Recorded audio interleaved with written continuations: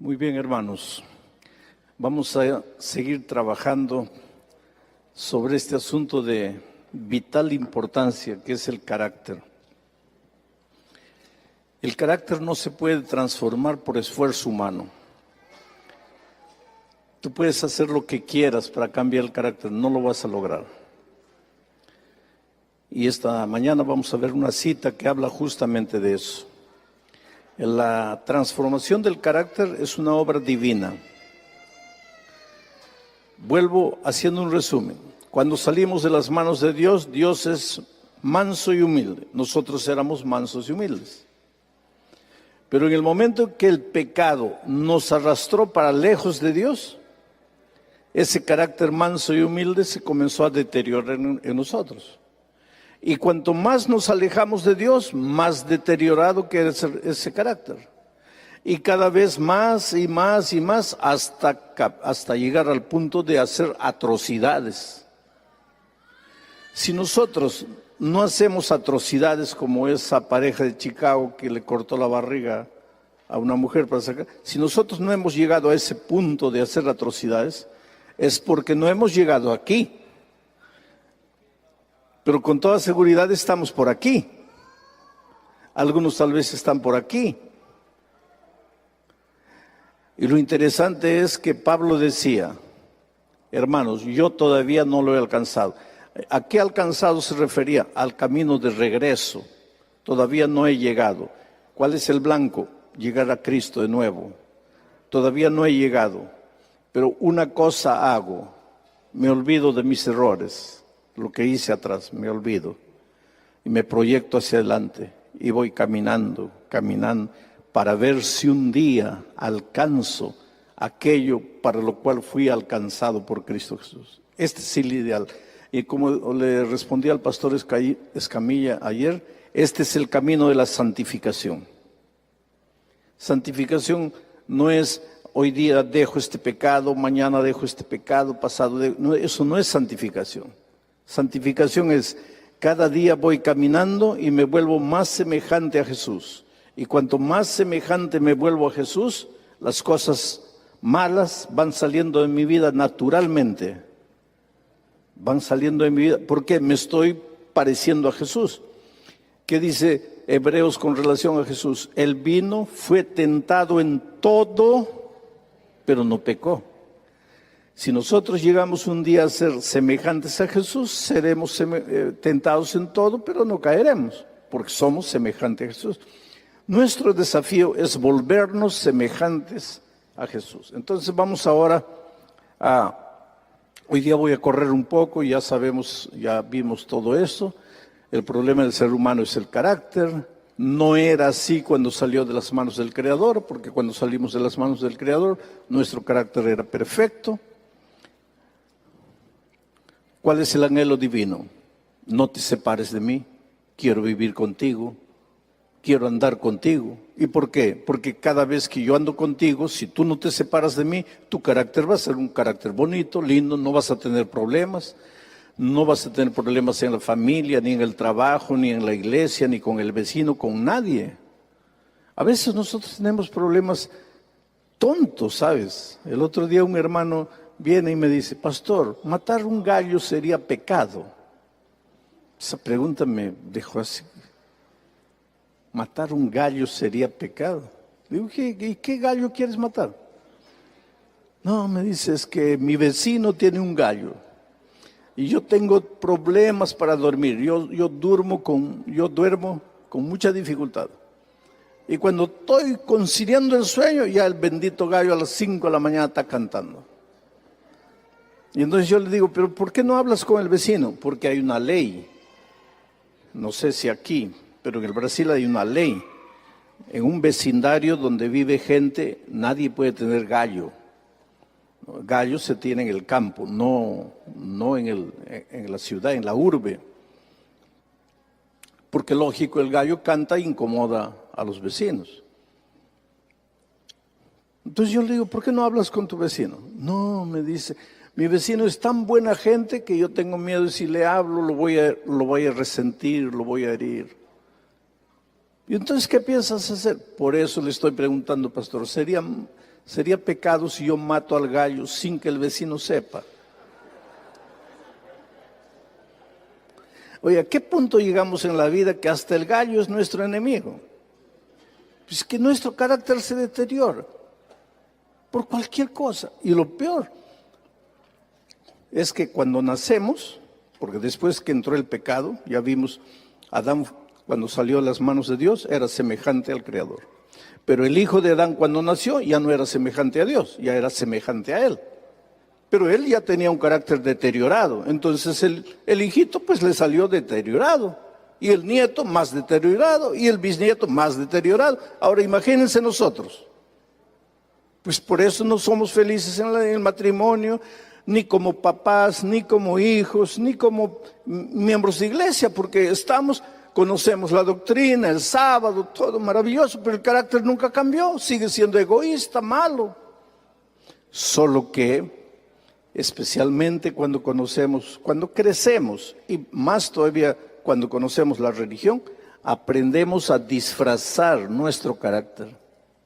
Seguimos siendo egoístas. Yo siempre les digo, ustedes ya me han escuchado eso, cuando somos niños, somos egoístas auténticos, nos mostramos egoístas, pero cuando vamos creciendo, aprendemos a disfrazar nuestro egoísmo. Y te voy a probar. Deja en una mesa 5 o 6 pedazos de pastel y 5 niños.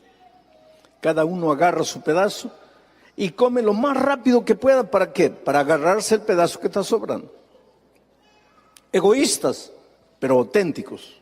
Se muestran egoístas. Ahora coloca 6 pedazos de pastel y 5 adultos. Cada uno agarra con mucho cuidado, come despacito. Está sobrando un pedazo. Entonces uno mira al otro, por favor, no, tú. No, yo ya estoy lleno. No, tú. No.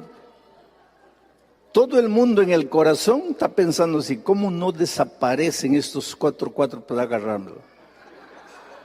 Es decir, de niños somos egoístas auténticos, pero de grandes comenzamos a disfrazar.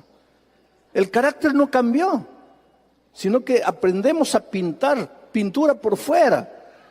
A un edificio viejo, destartalado, carcomido, le colocamos pintura bonita por fuera. Pero seguimos malos, egoístas. Y ese no es el plan de Dios para nosotros. Dios siempre quiso andar con sus hijos, siempre. Si Adán no se hubiera separado de Dios, pues tendría el privilegio de siempre reflejar el carácter de Dios, pero infelizmente él se separó, vino el pecado y todo se malogró. ¿Cuándo comenzó la tragedia? Cuando el hombre se separó de Dios. El pecado nos extravió, nos alejó de Dios y deformó el carácter de Dios en nosotros. Al alejarnos de Dios, dejamos de reflejar su carácter. Ya vimos, Adán nació, fue creado a imagen de Dios, el Hijo ya nació a imagen de Él, ya todo malogrado.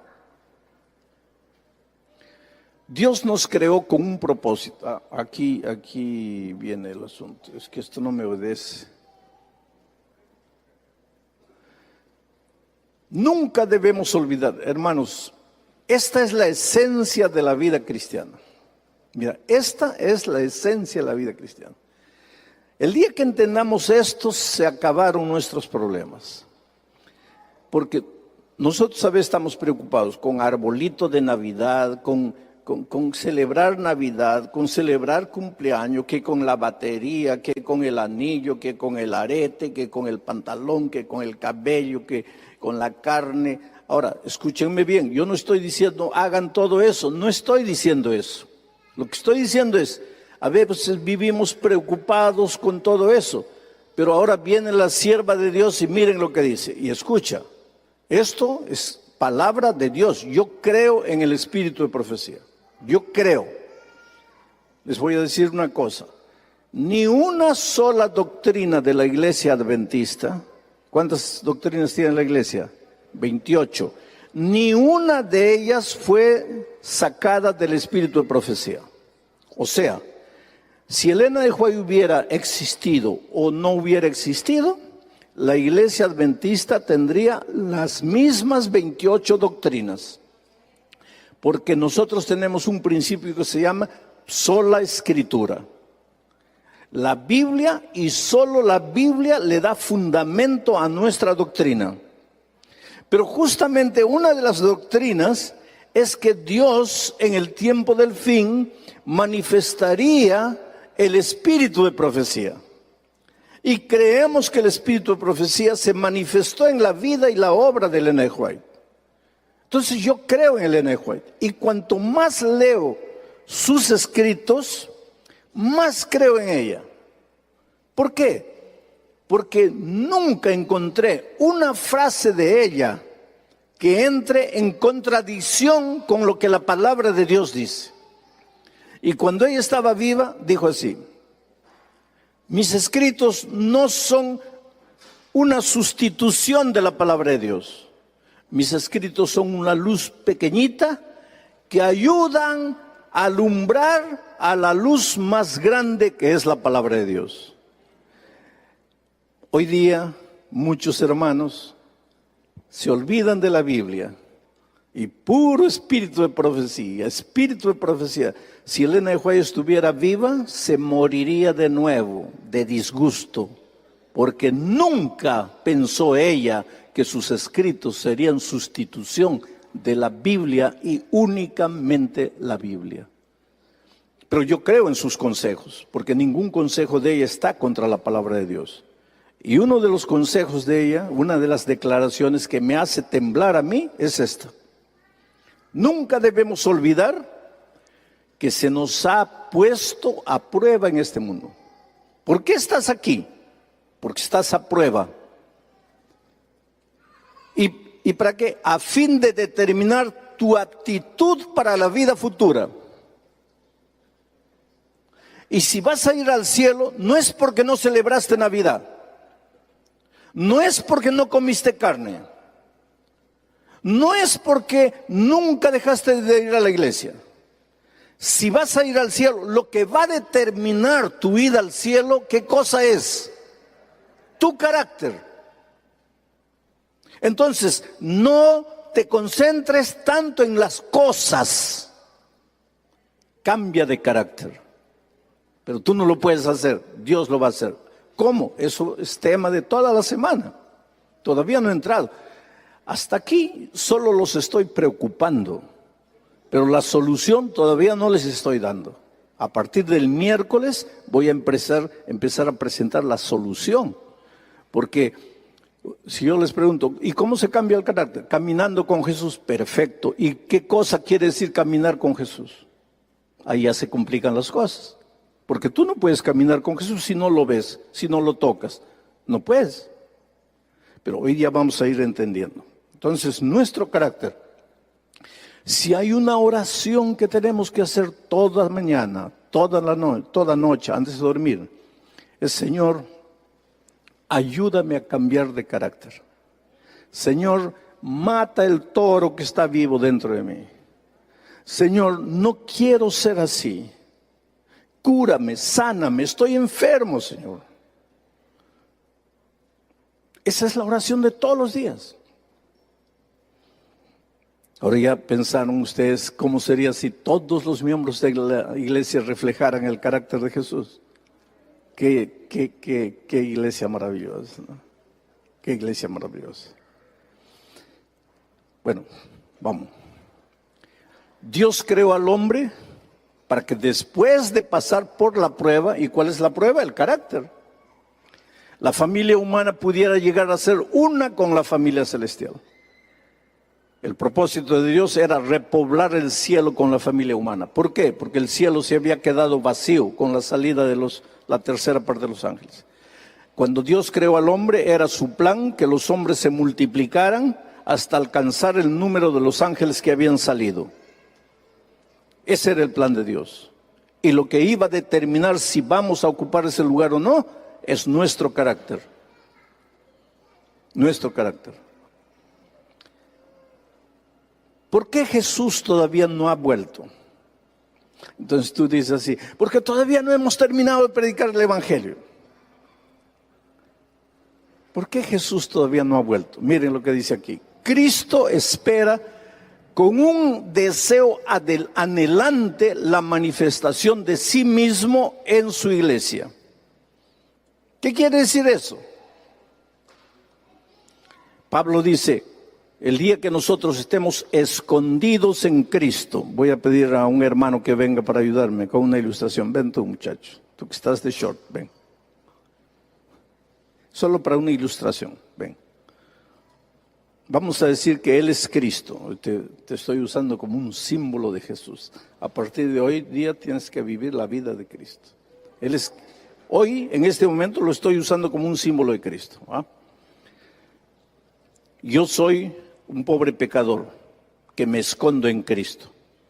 Vamos a entender durante la semana qué es esconderse en Cristo. Pero para que ustedes entiendan, me voy a esconder atrás de Él. Ahora ya estoy escondido. Vamos a decir que este bendito hermano, ¿cómo te llamas? ¿Ateo? Ah, Aristeo. Aristeo, muy bien, Aristeo. Vamos a decir, discúlpame, este es un ejemplo también. Vamos a decir que Aristeo quiere matarme, ¿verdad?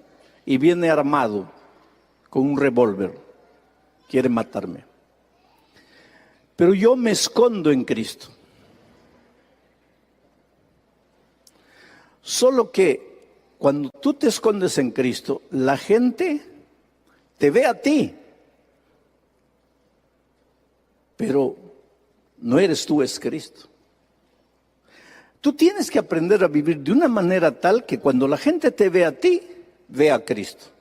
Eso es lo que dice ahí. Cristo espera con un deseo en adelante la manifestación de sí mismo en su iglesia.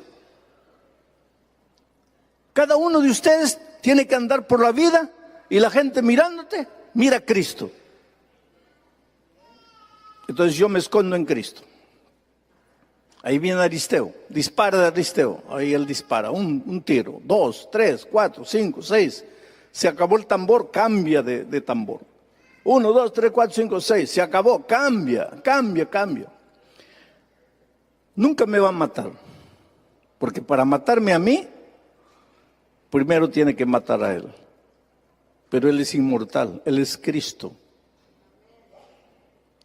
Gracias. ¿Entendiste lo que quiere decir vivir en Cristo? Escondido en Cristo. Ahora, si yo estoy escondido en Cristo, ¿eso quiere decir que nunca me va a dar cáncer? No quiere decir. ¿Eso quiere decir que no puedo sufrir un accidente y morir de accidente? No quiere decir eso. Pero no estoy escondido en Cristo. Sí, pero es que todavía vivimos en un mundo de pecado. Y mientras vivamos en este mundo de pecado, cuando llueve, moja a los buenos y a los malos. Y cuando el sol sale, alumbra a los buenos y a los malos. Solo que cuando el dolor le llega al malo, se desespera. Pero cuando el dolor le llega al Hijo de Dios, en medio del dolor, Él canta. ¿Te acuerdas de Pablo y Silas cuando estaban en la prisión? Estaban con las espaldas sangrando, los habían azotado a medianoche cantando. ¿Por qué? Porque el Hijo de Dios también tiene problemas en la vida. Pero cuando está escondido en Cristo, canta. Bueno, ahora miren. Cristo espera con un deseo anhelante la manifestación de sí mismo en su iglesia.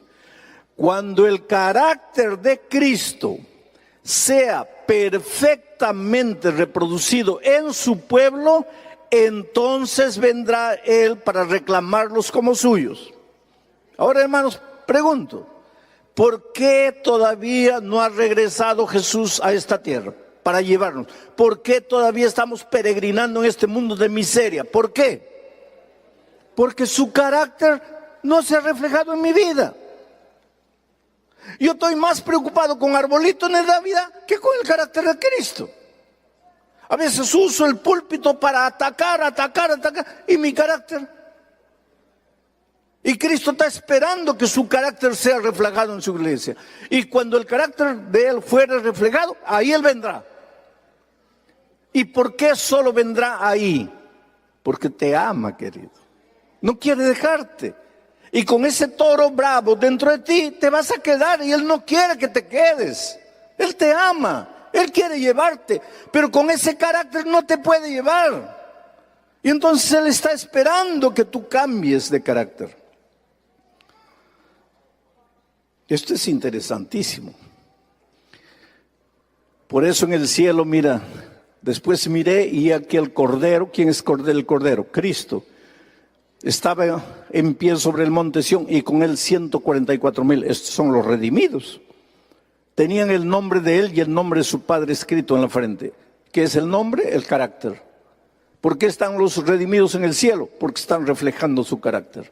Solo los que reflejen el carácter de Jesús irán al reino de los cielos. Ahora, entramos en esta parte.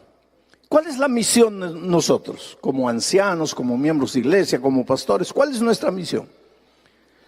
Mira lo que dice este texto. Maridos, amad a vuestras mujeres, así como Cristo amó a la iglesia. El tema central de este texto no es el amor del marido por la mujer. Está usando solo un ejemplo.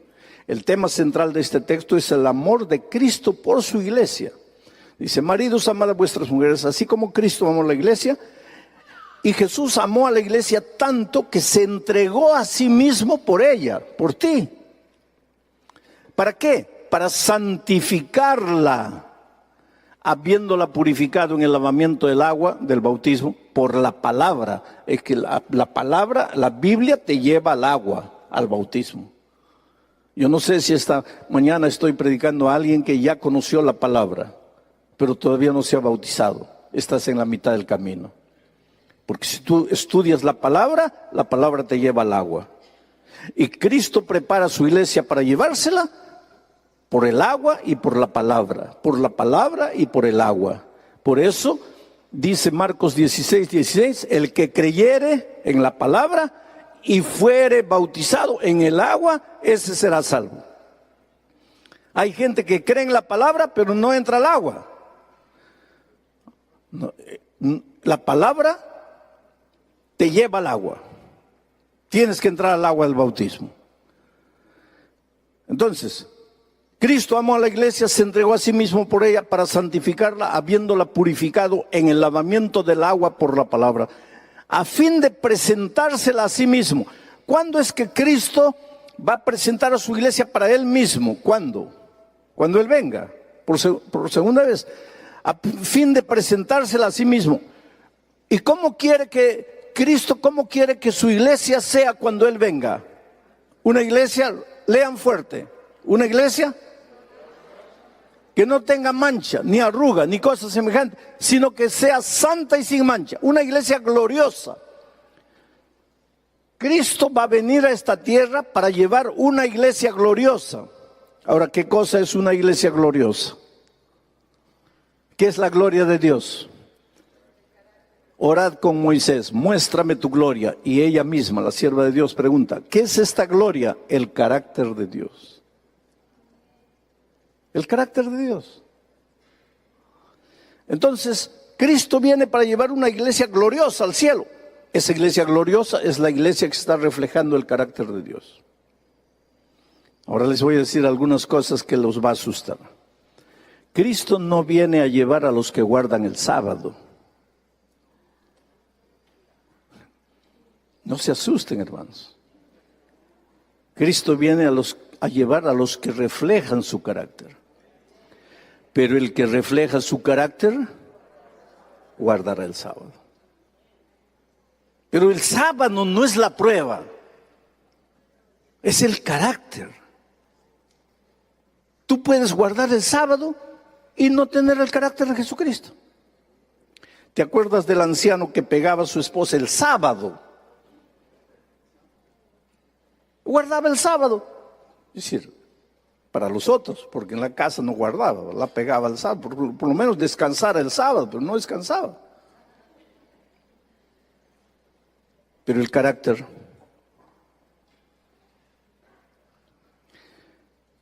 ¿Cuál es el aspecto del carácter que Jesús que más destaca, del carácter de Dios que más destaca. Juan 3:16, porque Dios amó al mundo de tal manera que lo que más destaca del carácter de Dios es que da.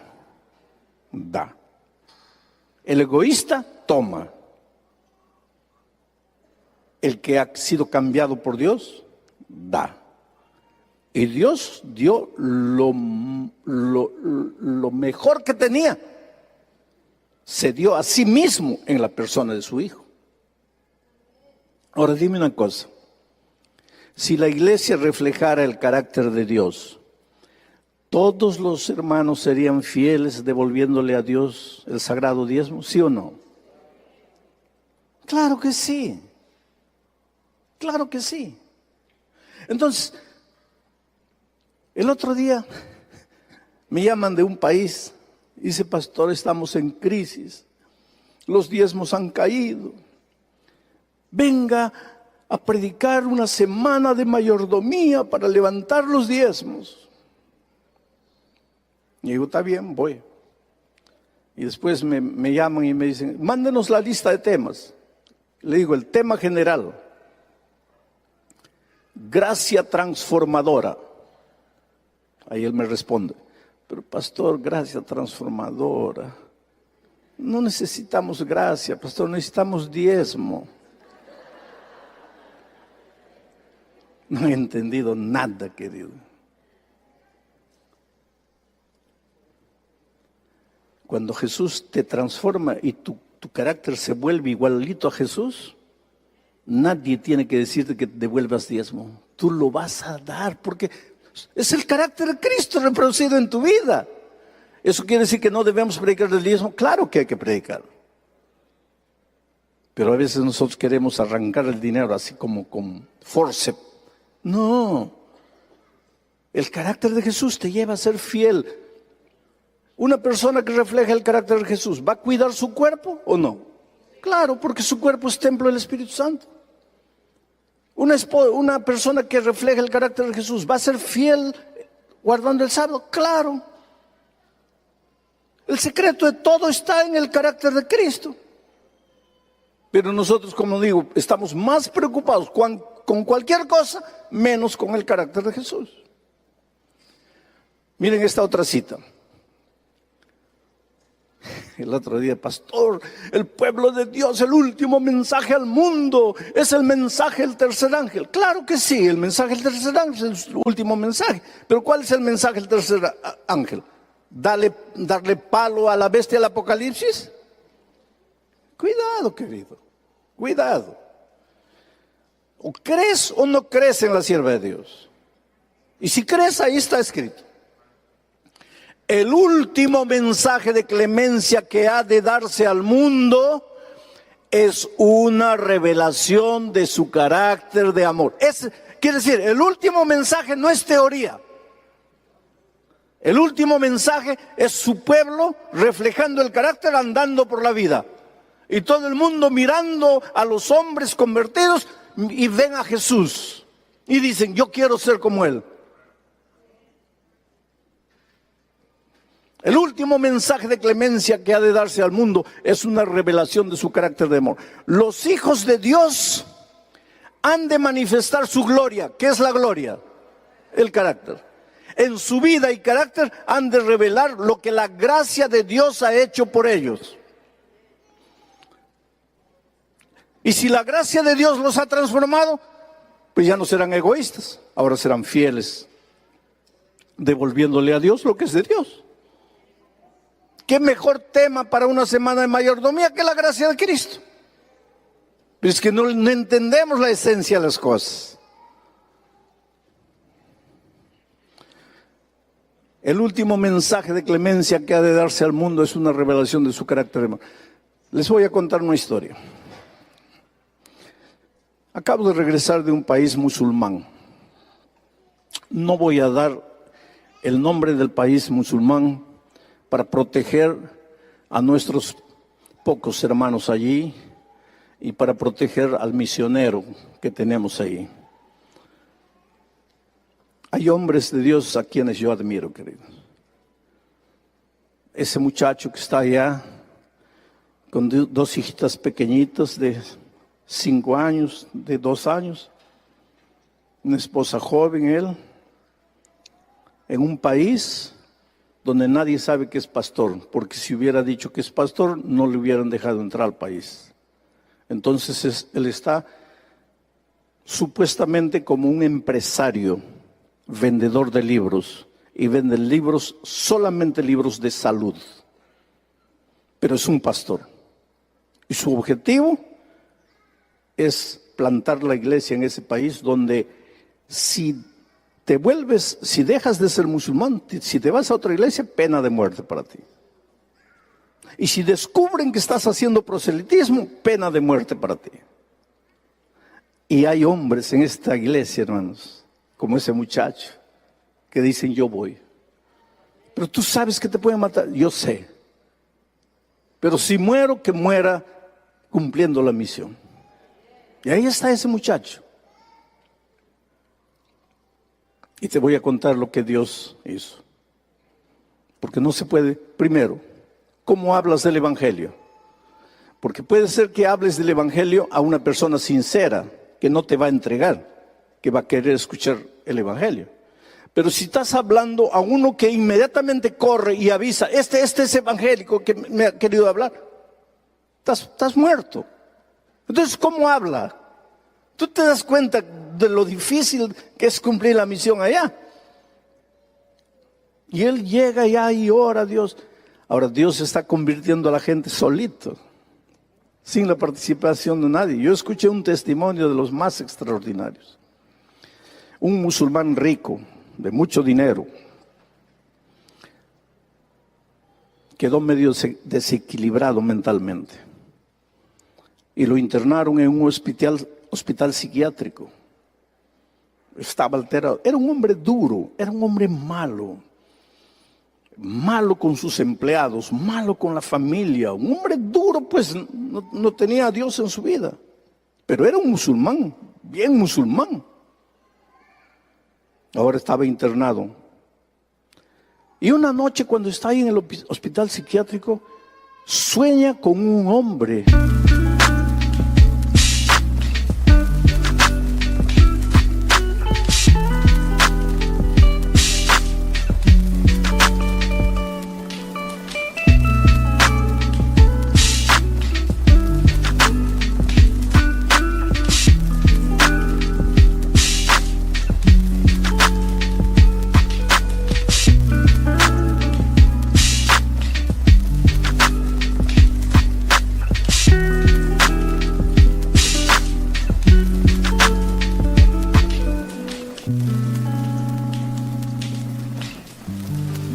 Vestido de blanco, que se acerca y le dice, lee la Biblia. Pero él no sabía lo que era Biblia, él nunca había oído hablar de la Biblia. Estoy hablando de un país musulmán, no estoy hablando de Nueva York. Al día siguiente se despertó alterado y le dijo a otro compañero, ¿qué es la Biblia? No sé. Fue donde el otro, ¿qué es la Biblia? No sé. Fue a otro y fue preguntando qué es la Biblia, nadie sabía. Pero una enfermera que trabajaba ahí escuchó la pregunta, ¿qué es la Biblia? Y ella le dijo, la Biblia es el Corán de los cristianos. ¿Cómo Corán de los cristianos? ¿Los cristianos tienen Corán?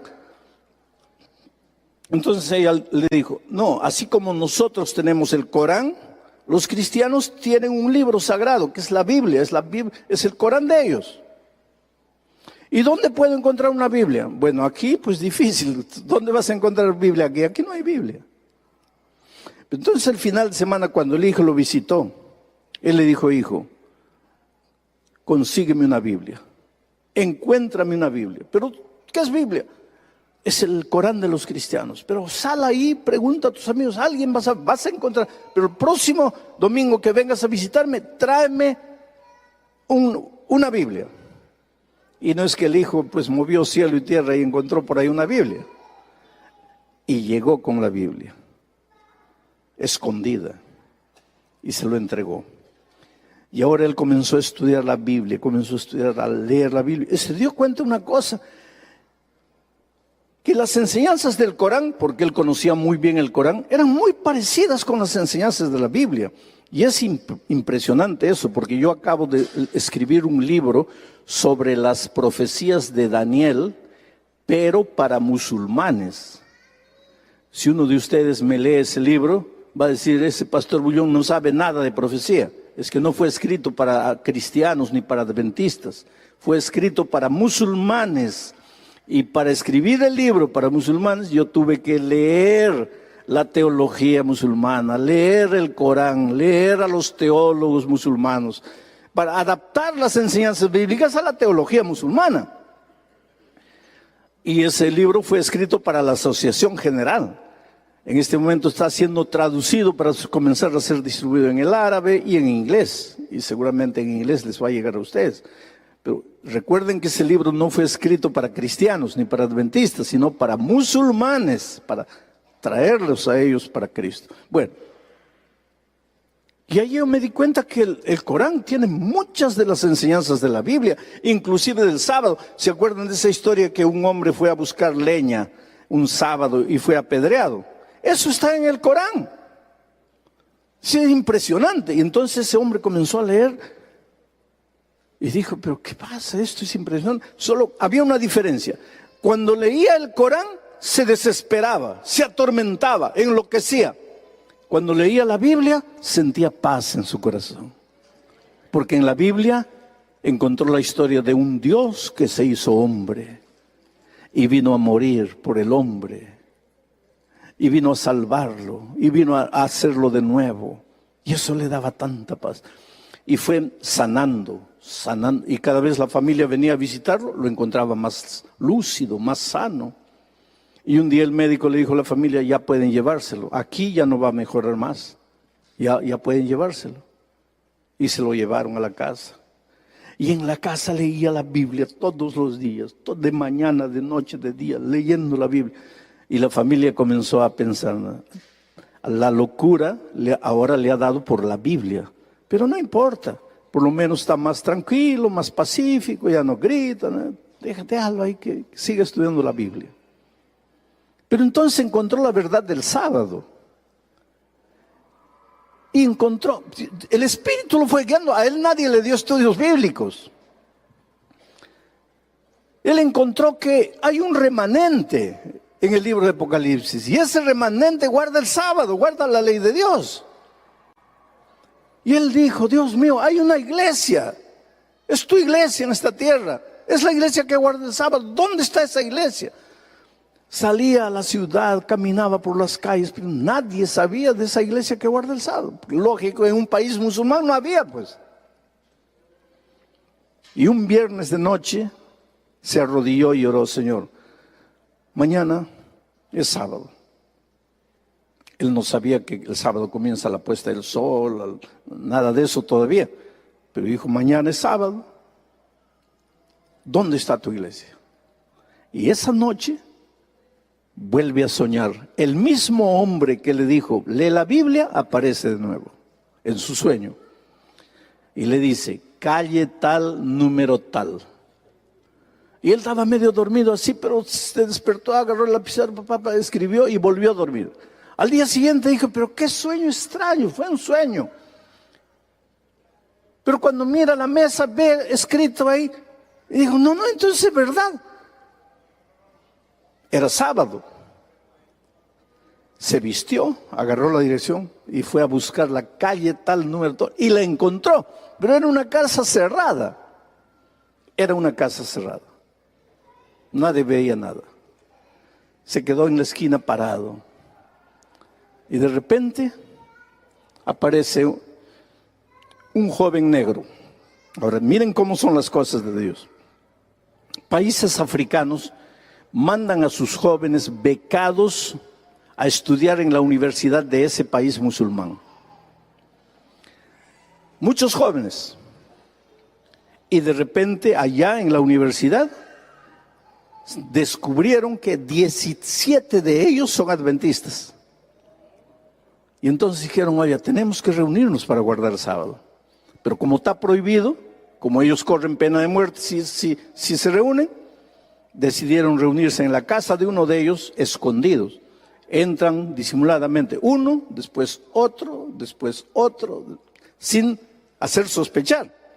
Y pasan todo el sábado, comen ahí todo. En la noche ya cada uno se va. Entonces este musulmán estaba parado en la esquina mirando. Y de repente ve a uno entrando. Moreno, un muchacho negro, africano. De repente otro negro. De repente otro. De repente otro. Después ya nadie más entraba. Ahí él fue y tocó la puerta. Y una muchacha le abre, y cuando le abre y ve al hombre, el espanto se dibuja en su rostro. Porque la muchacha pensó, ya nos encontraron, ya nos descubrieron, ahora estamos muertos. Pero él dijo, no, disculpa, yo estoy buscando la iglesia que guarda el sábado. ¿Cómo se encontraron? Se abrazaron, lloraron, alabaron el sábado todo. La vida de este hombre malo, cruel, abusivo con sus empleados, con la familia, cambió. Ahora vamos a la cita.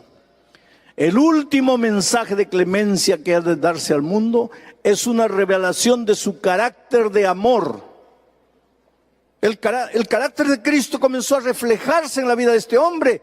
Y así como Juan, el hijo del trueno, comenzó a transformarse en el discípulo del amor. ¿Y tú quieres saber? 8 miembros de su familia ya están bautizados. El carácter de Cristo.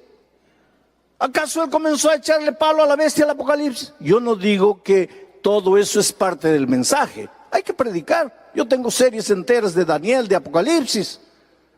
Pero querido, ese mensaje vacío teórico no hace nada si no va acompañado del amor, del carácter de Jesucristo. Continuará mañana. Ahora, chao, que Dios les bendiga. Buen día para ustedes.